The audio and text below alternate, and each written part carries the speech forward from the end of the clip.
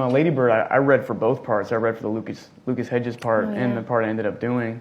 And I was just dying to work with Greta because, as Saoirse said, she just gave off this incredible vibe. And there's that whole generation of New York filmmakers, like Greta, the Safdie brothers, Ari Aster, Robert Eggers, who came up there too, you know, that were like all doing really unique work that seemed to have come up together. But Greta was like the sort of one of the ones I really wanted to work with. I got the call and I remember being not surprised, but Lady Bird was so in Greta's voice. Now she's proven with Little Women and Barbie that everything's in her voice. But I remember I was ignorant to how special what I thought was the 9th version of something. I'm probably exaggerating, but there had been many versions prior. But I just wanted to get involved with Greta, and she was very persuasive. I thought it was also a surprise for her off the back of Lady Bird, which was it became this sort of like indie darling movie, which is so beloved, and we had no idea even to this day how beloved it was going to become. To then follow on from that with an American literary classic that had been remade so many times, and in a way it's sort of,